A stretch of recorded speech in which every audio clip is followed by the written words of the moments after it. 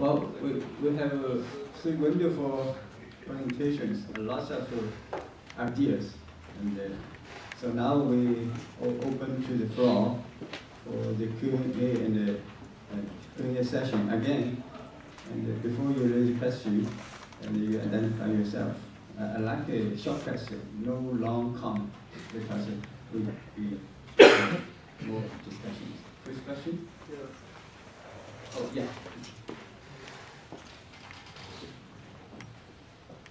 Hi, I'm graduating from the S. Rajaratnam School of International Studies, NTU.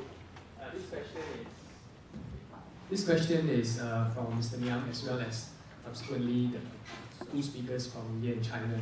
I think one concern, especially as countries develop or developing or in the Singapore context, developed countries, this whole issue of education costs going up, and subsequently when students graduate, they have problems finding jobs, or even if they've got first job, they spend the first 5 to 8 years paying off their education loan, which is the case in US right now, and maybe even in Singapore. So how can universities sort of on one hand ensure that they continue to provide kind of professional and high quality education, but at the same time to sort of ensure that students don't graduate with a degree and end up with a 100K loan to pay off for the next 10 years?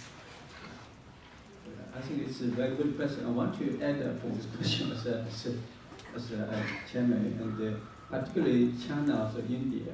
In China, well, for example, in the 80s, almost half of students were from rural area, countryside. Then less and less students from countryside, particularly good university like Daxing. So, because you mentioned the issue of equality, so how about equality of education? That's it.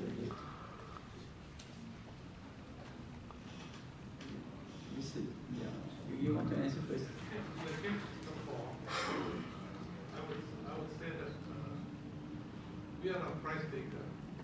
So in that sense, we cannot be over-producing people in the market or something. So we go very much by the market. As far as we regard also education as an investment, not as an investment. Therefore, actually, I would probably the child I can tell you that you can pay for every child. If you want to give me, but you need to practice the education. We have to listen to the market. That's why I suggest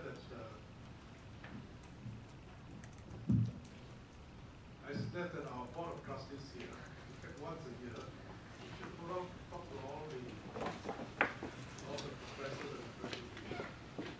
Tell them, say, this skill of this profession, these are the new skills that we want to see. We are banker can tell you, well, you don't really want to go to the very high-end wealth management. What are the skills?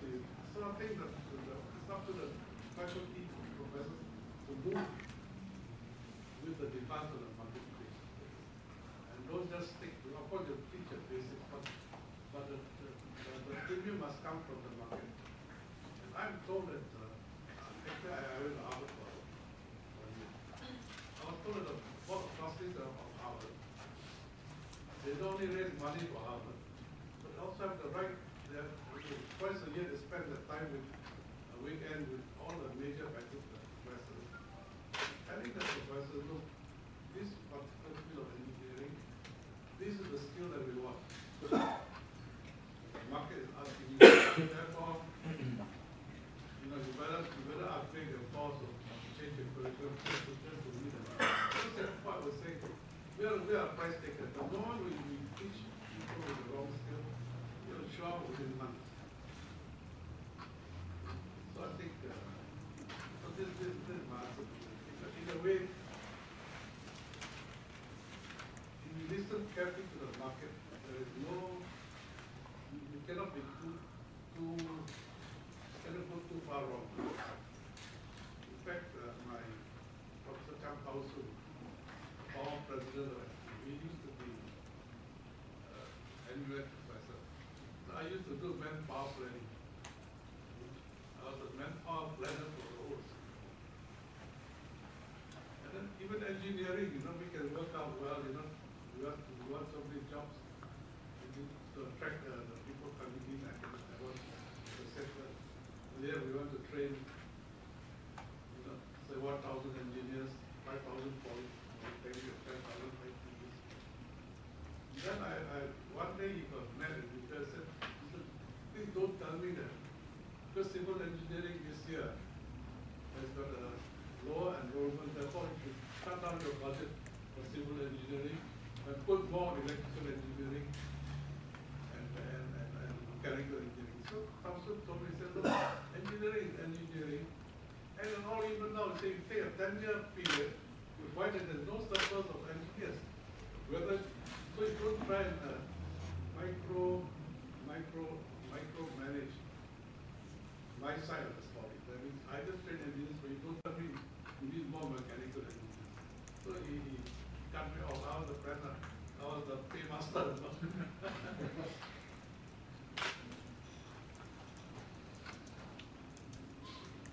Mr. Benjamin, I think in India actually the fees are quite low. In fact, Mr. Khakkar, IIT Bombay, I think charges less than $1,000 fees per year. So it's quite low. In fact, Delhi University would be, they charge per month a few dollars, less than I think double digit. So education, and even for private institutions, engineering institutions in our country, the fees is regulated by a fee regulating committee. In fact, the private institutions generally complain that they do not get enough tuition fees to support good infrastructure and laboratories which they have to create. This is flowing from a Supreme Court judgment which says that education cannot be a business, profits cannot be, profiteering cannot be done out of education, and if at all some surplus is created, it should be plowed back. I think only in our management institutions for some reason, and thanks to the so-called autonomy of our Indian Institutes of Management, they have ran away with a very high fees comparatively compared to the engineering institutions. But as I had submitted during my presentation, we have a scheme where the interest is subsidized during the course period plus 1 year after that course, if it is a professional course, or 6 months from the date of employment. So I think this, in India, I think it's not a big issue.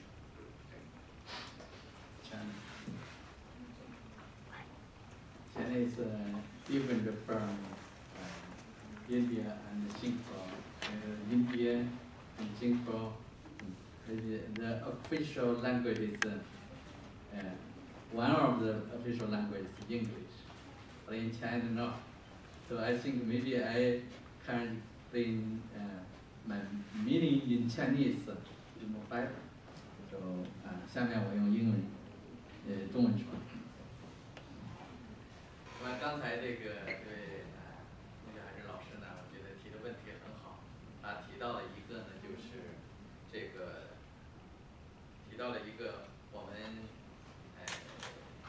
怎么现在，因为原来中国是在95年以后开始高校收费，原来高校是不收费的。那么收费以后呢，现在人这个购买的教育，他就希望从中受益。所以这两件事情是，要说它理论上说不是一件事，实际上它是在一起的。那么，其实这个问题呢，我觉得反映了这么一个，最根本上还是一个质量的问题，质量的问题。就是现在一方面是大学毕业生有我们初次就业率还是比较高的，统计的是85%以上。那么就是，但是有一些呢没有就业的，或者说就业质量不高的。这个我觉得呢，就是出现这样一种现象，一方面呢是没有就业，另一方面呢是企业找不到合适的人才，所以我觉得这个没有对接上呢，是最重要的是质量问题。也正是由于这样一个背景，就我前面说的那个，今天我们主要谈的就是高教30条。这个高教30条就是一个总纲，它所确定的最核心就是16个字，一个是稳定规模啊，不要再你不能再已经如果说已经是超供过于求，就不能再扩大。所以实际上是对，当然这个政策实际上在05年以后就开始调整，这是稳定规模。第二个就是优化结构。就是这个结构决定了功能，结构决定了宏观质量，所以这是包括学科专业结构，刚才谈到学科专业结构这是个调整。那么第3个呢，就是办出特色也就是说，第3个、第4个应该说都是这样，办出特色，注重创新真正能够培养社会所需要的人才。所以这是我对这第1个问题，就是关于就业问题的回复。So what the professor was saying, first of all, he thanked you for the student for the question. And then he said that since 1995, the college started to ask students for collections of the school fees. And this actually reflects that the standard is getting higher. In actual fact, in reality, 85% of the college students are able to find jobs. But the question is that there are students who cannot find jobs, and at the same time, there are enterprises who cannot find the talents that they want. So one professor here is saying that the main problem lies with what is provided by the college as well as the standard that's being provided. So what the society needs, or what the higher education needs to do, is to cultivate students or cultivate talents that the society really needs. Thank you. 另外一个呢，就是我们对于这个促进大学生就业，政府还是做了很多这个工作，应该说这也是发挥了一个我们的一个体制优势。你比如说，你比如说我们现在搞大学生村官比如说这个还有通过比如说这个和这个军队结合起来这个多方面吧，来促进就业包括就和政府的各个部门支持促进就业这是我们也是这个另一个我们努力的增加就业。What the government is doing now is trying to help students to find jobs from various aspects. One example that the professor has given is to cooperate with governmental bodies. 那么这个我回应这个刚才这个我们郑所长所说的这个高教公平的问题高教公平的问题，我就想呢，这里面主要实际上是这个2个一个是地区间的公平问题，一个是人群间的公平问题。那么在这个，因为对于高等学校自身来说，我觉得高等学校和义务教育不同所以它对于这个教育的提供者来说，这个稍微次要一些，最主要还是对消费者。那么对教育消费者，一个是地区，一个是人群。就人群来说，中国现在建立了一个应该说是一个比较完善的一个家庭经济困难学生资助制度。现在我们的大学建立的是有国家奖学金、国家励志奖学金、国家助学金3个3类这个奖助学金组成了一个奖助体系，这就是说国家层面的。那么国家这个奖学金是每人每年8000块它给的是呢这个品学兼优的人。国家励志奖学金是给的品学兼优，同时家庭经济困难的人。而最重要的就是说这个国家助学金，它是给的呢是这个家庭情况，不管学习好还是不好，只要你困难，按照平均面是按照20%来计算，那么每人每年现在能够拿到3000块，这是我们的这个对于这个人群的家庭经济困难、处境不利人群的资助措施。In response to some question about equality, higher education, professors say that in China there are 2 types of equality being provided to the people. One is a regional equality, and the other one is equality to every student. So currently, China has 3 types of financial aid to the students. 2 of them can be classified as scholarship. One type of scholarship is being given to very outstanding students, and the other type of scholarships is given to outstanding students as well as if the students come from poor families. And the third one will be a bursary given to all students, no matter how good you are, as long as you have financial difficulties, the government will try to help. 所以呢，每年呢大概呢有这个将近400多万人能够受到资助，这样的话呢，基本上做到了不让学生因为家庭经济困难而失学。那么第二个就是这个地区间的公平问题呢，主要是通过刚才我提到了一个中西部高校振兴计划，这来对中西部因为这高校大家反应不够啊，这是一个。另外呢，通过每省1所211，还有这中西部高校的协作计划，还有这个对口支援西部高校计划啊，主要有这么一些举措来促进地区高等教育公平。 Maybe education now in central western China is not comparable to other regions. So the government has implemented many policies to help students from the central western parts of China.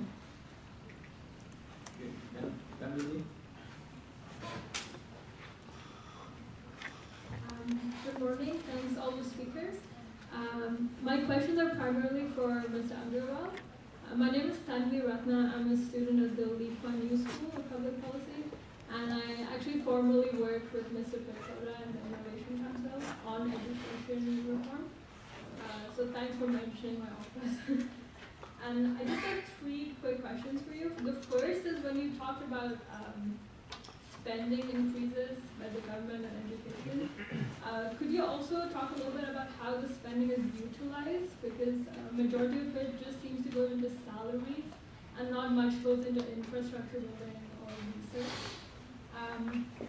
And secondly, you mentioned that states are actually reducing their spending, and this is very strange to me because when public demand for education has actually gone up very substantially in India. So why do you think states are cutting down on spending? Is it because of private institutions? And lastly, could you speak to the status of FDI in education, that FDI and higher education bill in India, and where it is in the debates, and what kind of impact it will be? Great questions.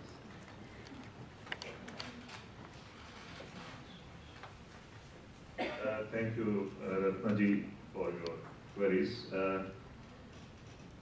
One is, I think the government money is being reasonably well spent. I should say that because I think our IT friend is sitting here. There has never been any shortage of money for whatever infrastructural development they wanted to do in IITs or central education institutions. In fact, the problem has been the ability to spend. So, I think whatever money Government of India is spending, a lot of it has gone for developing infrastructure, research facilities, and other things. Of course, a major portion does go in salaries, but the figures what I mentioned, they do not cover the salary component. That is covered under what is called non-plan activities. So what I mentioned is meant primarily for development of infrastructure, development of newer facilities. So I think that money is being reasonably well spent. Though of course, let me also submit that in the last 11th 5-year plan, what was initially allocated was about 89,000 crores of rupees, but finally what could be spent was only about 40,000 crores of rupees. I think again, primary reason being that in between there was economic meltdown, there were problems of revenue being generated by the government itself, and also there was difficulty in spending. In government systems, it's very easy to demand funds, but very difficult to spend that following rules and regulations. So I think overall, my answer to your first query would be that money which I mentioned has been spent on creation of additional infrastructure. In fact, in the last 11th five-year plan, I am proud to say, and that I was also associated with that period, when the number of IITs has gone up from 7 to 15. The number of IIMs has gone up from 6 to almost double. The number of NITs, National Institutes of Technology, also have been, 10 more are being added.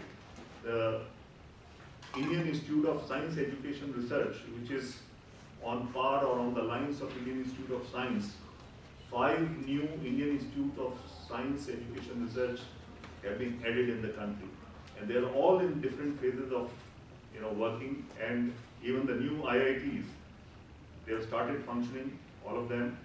And I think on the whole, I must say that, and also, like I mentioned, Polytechnic, there were 260 districts in the country which did not have a Polytechnic at all.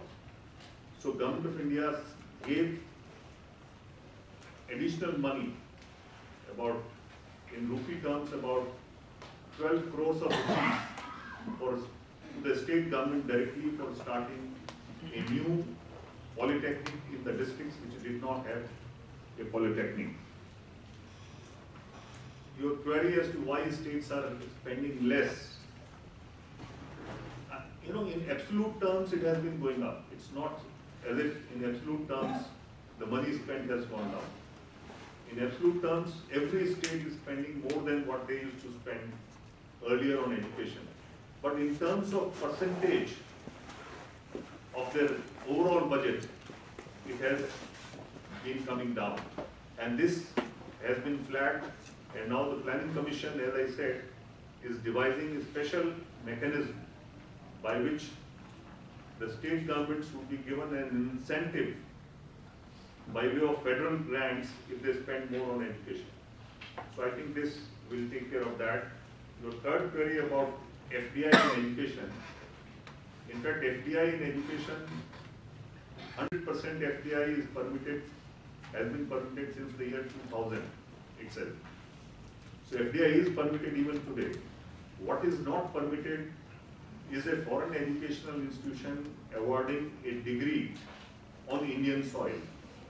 That is not permissible under University Grants Commission Act 1956. So Government of India have planned, in fact they have piloted a bill which is with the Parliament, Foreign Education Providers Bill. Unfortunately, I think enough consensus has not yet been developed, because of which it is still pending. But let me also take this liberty of submitting that except for a foreign university coming and setting up a campus in India of its own and wanting to award their own degree, even today, twinning arrangements are possible under AICTE guidelines. Free, there is absolutely no difficulty in all types of collaborations which Indian professional institutions can have with other foreign universities, foreign colleges. It was possible to do that since almost year 2005, because AICTE regulations have been there on the table since year 2005. What was, I think, twinning etc. in the social sciences was not, there was no framework, and even that framework has recently been done by UGC, where they will be allowing twinning for social sciences as well. Of course, they have put some conditions that Indian institutions must be accredited, and also foreign institutions must be in the top 500 ranking, etc. So I hope I answered your question. Yes, thank you. Due to time constraint, we take a few more questions, then the rest can ask this afternoon. Yeah, this.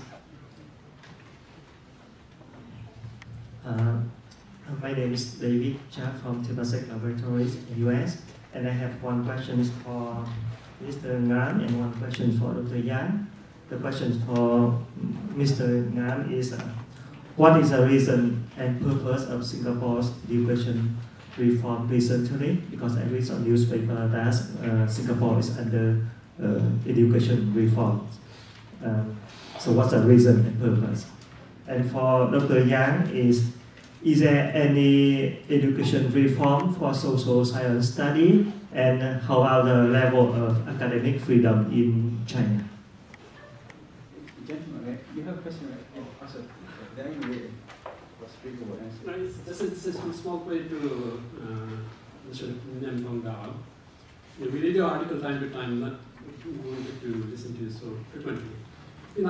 Although you did not mention in your presentation, could you please give us a little more about what is IN 2015, Singapore's vision of intelligent nation 2015? We read it, but we don't know much about it. If you could please throw some light.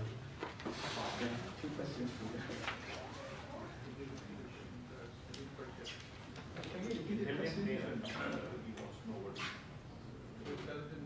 By 2015.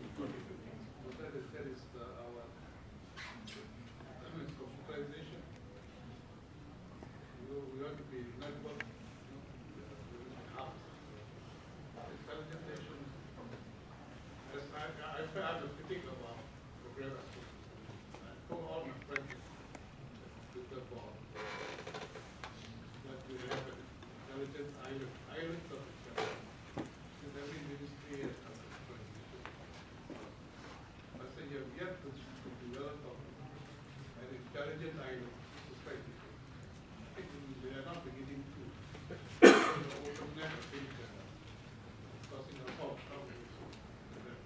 That is why we use computerization to raise up productivity, but more or less on a standalone. We have yet to have develop a sort of a total country as a strategic asset. I'm not very sure. I may be wrong because my friends on the media side they hammer me for saying so. But I did tell them you're an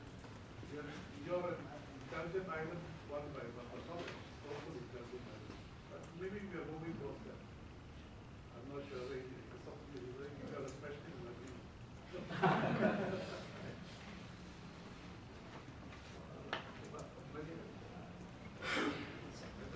My question is, what is the reason and purpose for Singapore's education reform recently? For example, for the PE, primary education. So I wonder if there's any reform in higher education.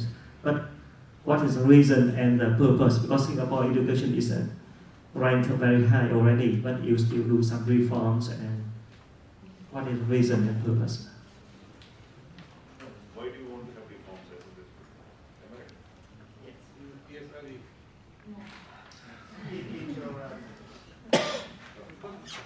We can only compete on knowledge unless we strengthen our education system. We're going to lose to the big countries. I guess the economic growth in Singapore, in the first years, we put most of our budget on building structure and attracting new customers. Employment was the most pressing need. Then also housing. So the first 20 years, we spent most of our money on these two things. In fact, education was not on the radar screen. In fact, this happened with such low priority. When you build new schools, we give the education ministry the worst piece of land. It's true. Because we did not but by the 1980s, we realized that the only way to complete is through education and knowledge and skill. But today, most of our budget actually is spent on education. The only thing is that we must spend it effectively. So that's my we must spend it effectively. And we don't think that our money is going to on I don't know, just some of you may be good professionals. But it's still basic. I mean, for instance, even the curriculum, when I was in school certificate here, you have to get a school certificate, you could have passed in 3 groups of subjects. One was, of course, math and science, one group. The second was English and literature.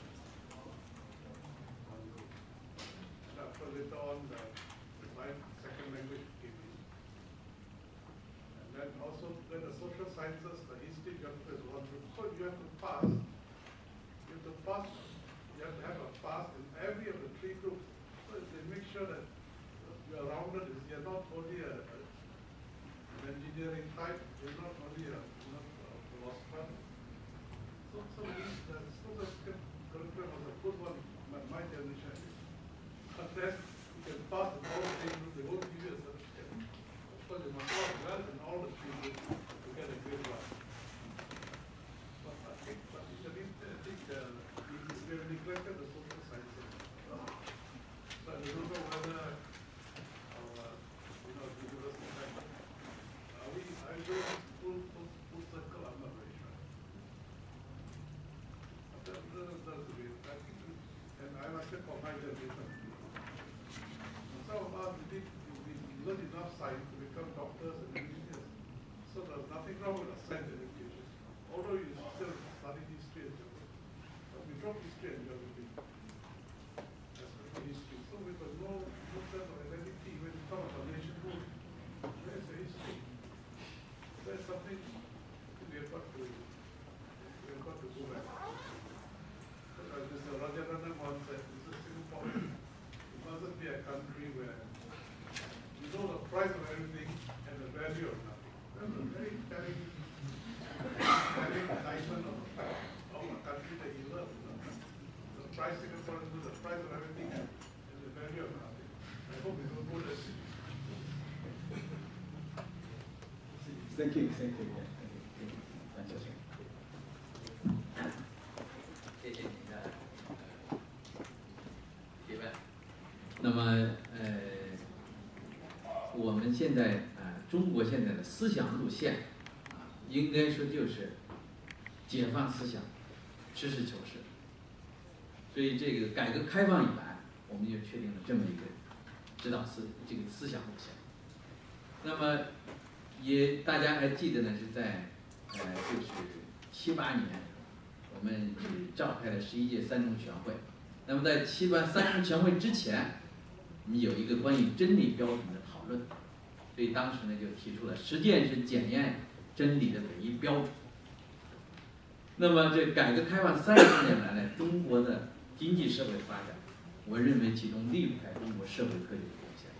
应该说，这个社会科学研究的方针是明确的，就是百花齐放，百家争鸣，这个学术自由要保障这个学术自由。所以30多年来，应该说也是这个在这个我们党和国家的领导下，这个社会科学研究发挥了这样一个智囊团、思想库的作用，促进了中国经济社会发展。那么这个我们温总理这个曾经来过我们学校他也提到了我们学校这个思想认知成生活多资产。那么同样呢，温总理在这个会见国务院参事和中央文史馆员，这个都是以文史为主的，他是明确提到了希望大家有独立之精神、自由之思想，所以我认为在中国社会科学研究自由是有保障的。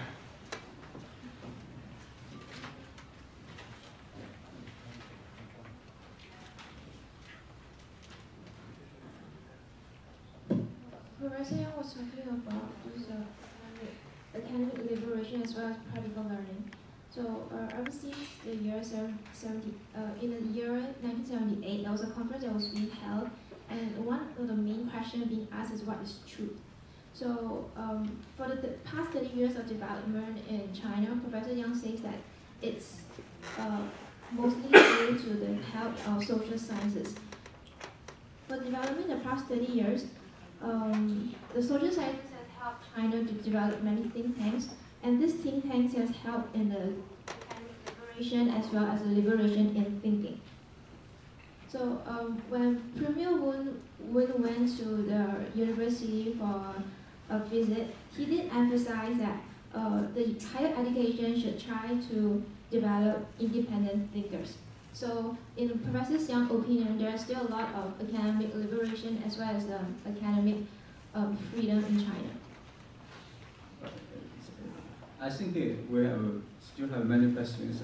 I myself have many questions, but due to time, well, already I think most of you are already hungry. So I have to close this session. So please join me to thank our speakers for their